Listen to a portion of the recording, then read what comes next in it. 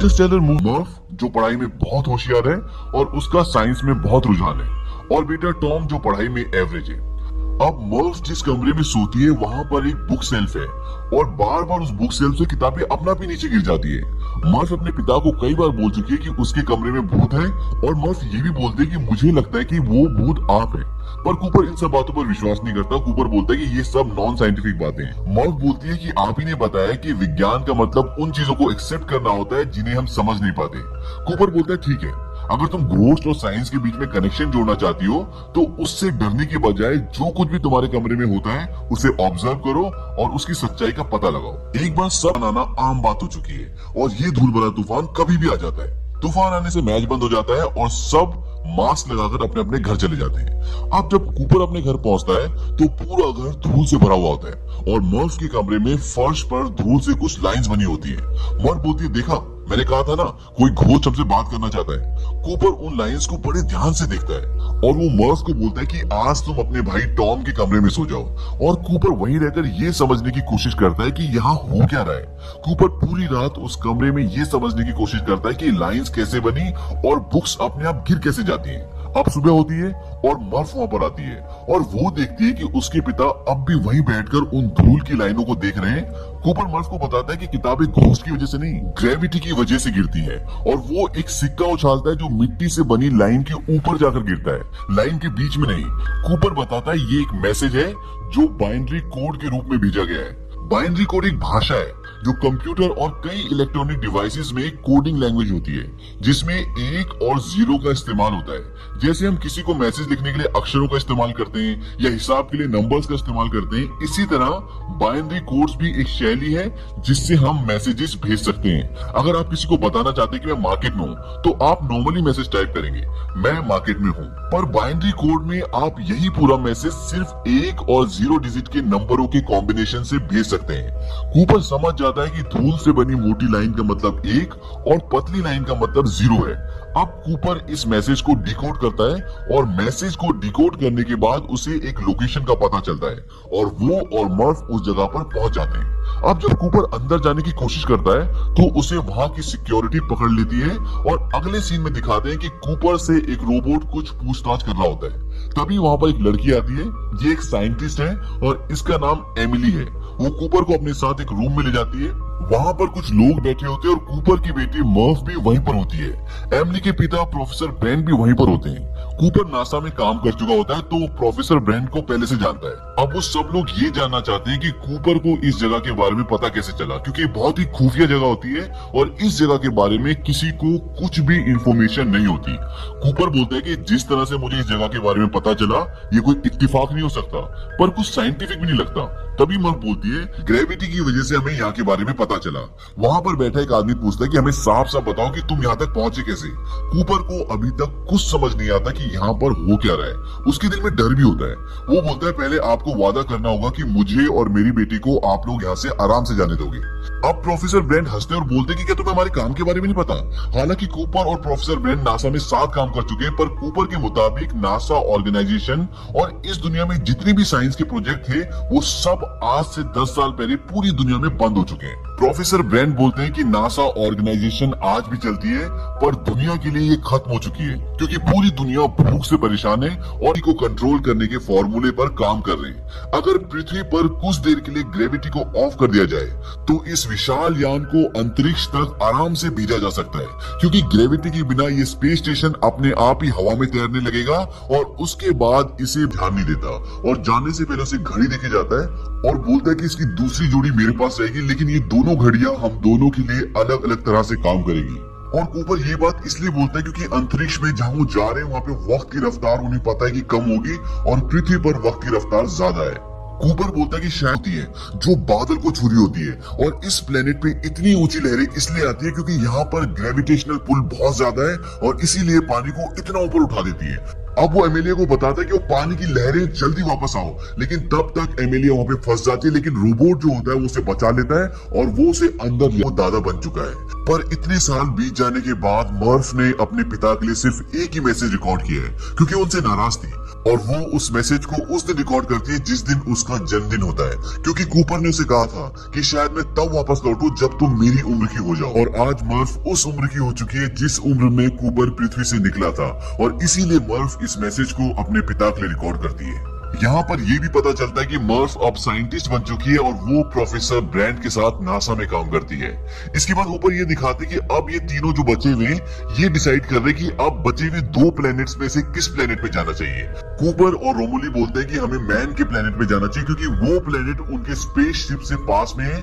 लेकिन एमिलिया बोलती है कि हमें एडमंड के प्लैनेट पे जाना चाहिए क्योंकि उस प्लैनेट से जो डेटा आया वो ज्यादा प्रॉमिसिंग है, ज्यादा स्ट्रांग है, इसीलिए वो चाहते हैं कि उस प्लैनेट पे जाए। और इसकी एक वजह ये भी होती है कि वो एडमंड से प्यार करती है। यहाँ पर अब एक प्रॉब्लम ये भी होती है कि इनके पास अब इतना फ्यूल नहीं बचा कि दोनों प्लैनेट्स पर विजिट कर सके। इसीलिए अब ये डिसाइड होता है कि ये लोग मैन के प्लैनेट पे जाएंगे। ये लोग मैन के प्लैनेट पे पहुंच जाते हैं और वहां जाकर देखते हैं कि मैन स्लीपिंग चेम्बर में सोया हुआ होता है। वो उसे स्लीपिंग चेम्बर से उठाते हैं और वो उसका नाम मैन होता है और वो बोलता है कि यहाँ पर इंसान रह सकते हैं। वो बताता है कि जिस जगह पर अभी हम हैं यहाँ पर एमोनिया की मात्रा बहुत ज्यादा है, पर ऊंचाई पर वातावरण बिल्कुल नॉर्मल है और वहाँ पर इंसान की बस्ती बसाई जा सकती है। मैन ने इस प्लेनेट पर पहुंचने के बाद अपने रोबोट को बंद कर दिया होता है जो कि ऑन होना चाहिए। मैन बोलता है कि ये गलत इन्फॉर्मेशन दे रहा था इसलिए मैंने इसे ऑफ कर दिया और इस रोबोट का काम था कि सही इन्फॉर्मेशन धरती तक पहुंचाना। वहीं दूसरी ओर ये दिखाते हैं कि पृथ्वी पर प्रोफेसर ब्रैंड अब अपनी जिंदगी की आखिरी सांसें ले रहे हैं और वो मरने से पहले मर्फ को बताते हैं कि ग्रेविटी की इक्वेशन कभी पूरी नहीं हो सकती।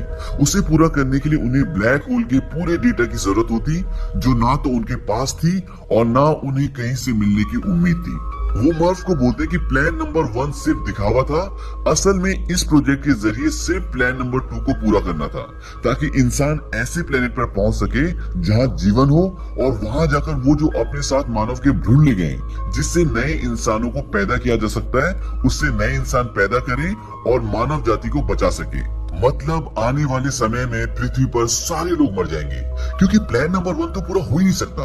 अब मर्फ प्रोफेसर ब्रैंड की बेटी को वीडियो मैसेज रिकॉर्ड करके भेजती है और बोलती है कि प्रोफेसर ब्रैंड अब इस दुनिया में नहीं रहे और वो उन्हें वो सारी बातें बताती है जो प्रोफेसर ब्रैंड ने मरने से पहले मर्फ को बताई होती है। वो बोलते क्या इस धोखे के बारे में मेरे पिता को पता था? वो ये पूछते कि क्या आपको पता था? और इस मैसेज को कूपर भी देख लेता है पर इस बारे में प्रोफेसर ब्रैंड की बेटी एमिली को कुछ भी पता नहीं होता। अब कूपर ये डिसाइड करता है कि वो इस ग्रह से सीधा पृथ्वी पर लौट जाएगा और अपने बच्चों से मिलेगा। तभी उनका एक साथी कूपर को बोलता है कि जब तुम पृथ्वी पर लौटोगे तो ब्लैक होल का चक्कर लगाते हुए जाना और टार्स जो कि रोबोट है उसे ब्लैक होल में छोड़ देना ताकि वो सारा डेटा कलेक्ट करके पृथ्वी पर भेज दे जिससे प्रोफेसर ब्रैंड की ग्रेविटी के अधूरे काम को पूरा किया जा सके और पृथ्वी के लोगों को बचाया जा सके। अब इस प्लेनेट पे कूपर को ये पता लगता है कि मैन जो कि इस प्लेनेट पर था उसने सबको धोखा दिया है और इस प्लेनेट के किसी भी हिस्से में इंसान नहीं रह सकता। मैन गलत डेटा भेजता है और अपने रोबोट को ऑफ कर देता है ताकि उसका रोबोट सही डेटा ना भेज दे और अगर सही डेटा पृथ्वी पर चला गया तो यहाँ कोई नहीं आएगा और वो यहाँ से कभी नहीं निकल पाए। यही कारण होता है कि मैन गलत डेटा भेजता है। मैन कूपर को मारने की कोशिश भी करता है। दरअसल उसका प्लान होता है कि वो इन सब को मार दे और अकेला पृथ्वी पर जाए ताकि वहां जाकर वो कोई भी झूठी कहानी बना दे और उसे झूठा साबित करने के लिए वहां पर कोई ना हो। पर प्रोफेसर ब्रैंड की बेटी एमिली कूपर को बचा लेती है लेकिन वो उनके एक साथी को मार देता है। अब मैन अपने फ्लाइंग ऑब्जेक्ट में एंड्योरेंस की ओर जाता है जो कि उनका स्पेसशिप है और वो अंतरिक्ष में है ताकि वो उससे पृथ्वी पर जा सके। पर जब वो अपना फ्लाइंग ऑब्जेक्ट उससे कनेक्ट करने की कोशिश करता है तो एक जोरदार ब्लास्ट होता है और उस ब्लास्ट में उसकी मृत्यु हो जाती है। पर इस ब्लास्ट से एंड्योरेंस स्पेसशिप को काफी नुकसान पहुंचता है। वहीं कूपर भी अपने फ्लाइंग ऑब्जेक्ट में एंड्योरेंस की ओर आ रहा होता है। अब एंड्योरेंस स्पेसशिप स्टेबल नहीं होता पर कूपर अपने फ्लाइंग ऑब्जेक्ट को एंड्योरेंस से कनेक्ट कर लेता है और वो स्टेबल हो जाता है। लेकिन इस इंसिडेंट के बाद एंड्योरेंस ब्लैक होल की तरफ खिंच रहा होता है, पर कूपर बोलता है कि मैं इस ग्रेविटेशनल पुल का इस्तेमाल एक धक्के की तरह करूंगा और एंड्योरेंस को आखिरी बचे तीसरे प्लेनेट की तरफ धकेल दूंगा। इसे साइंस की भाषा में स्लिंग शॉट कहते हैं, जिससे किसी भी यान को ग्रेविटेशनल फोर्स की मदद से स्पीड देते हैं। आपको बता दूं कि जब मानव पृथ्वी से किसी भी दूसरे प्लेनेट पर जाते हैं तो वो स्लिंग शॉट का इस्तेमाल करके ही जाते हैं। अब स्लिंग शॉट से वो अपने मेन शिप को उस तीसरे ग्रह की तरफ धकेल देते हैं और अपने रोबोट को ब्लैक होल में प्रवेश करवा देते हैं, ताकि वो ब्लैक होल का पूरे के पूरे प्लैनेट्स को निकल जाए। और जैसे जैसे आप उसके अंदर जाते रहोगे वैसे वैसे उसकी चौड़ाई कम होती जाएगी और एक पॉइंट पर आकर वो खत्म हो जाएगा। पर जैसे ही कूपर बाहर निकलता है वो ब्लैक होल के अंदर ना जाकर एक टेसरेक्ट में पहुंच जाता है और अब कूपर का रोबोट भी उसके संपर्क में आ जाता है और वे मोल लेते हैं। जब कूपर की आंख खुलती है तो वो एक स्पेस स्टेशन पर होते हैं। अब कूपर ने कुछ समय उस टेसरेक्ट में बिताया जो ब्लैक होल के लगभग अंदर ही होता है, तो वहां पर बिताया हुआ कुछ समय पृथ्वी पर कई सालों के बराबर होता है। कूपर की आंख खुलने के बाद जब वो स्पेस स्टेशन को देखते हैं तो वो देखते हैं उसका नाम कूपर स्टेशन होता है, पर ये उनके नाम पर नहीं बल्कि उनकी बेटी मर्व कूपर के नाम पर होता है। जब कूपर अपनी बेटी से मिलते हैं तो वो देखते हैं कि बहुत बूढ़ी हो चुकी है और कूपर की उम्र लगभग 3 साल ही बड़ी होती है, पर अगर वो पृथ्वी पर होते तो आज उनकी उम्र 125 साल की होती। कूपर बोलता है कि मैं पर मेरे लिए मेरा परिवार है, मेरे बच्चे हैं। कूपर बोलता है कि कहाँ? वो बोलते हैं कि एमिली ब्रांड के पास, जो आखिरी प्लेनेट की। और अंत में ये दिखाते हैं कि एमिली उस ग्रह पर अकेली होती है और वो अपना हेलमेट निकाल देती है। इसका मतलब ये है कि वहाँ का वातावरण इंसानों के लिए पर्याप्त है और एमिली भी कूपर की तरह जवान होती है और कूपर अपने फ्लाइंग ऑब्जेक्ट में अपने रोबोट के साथ एमिली के ग्रह की तरफ निकल जाते हैं और फिल्म यहीं पर खत्म हो जाती है।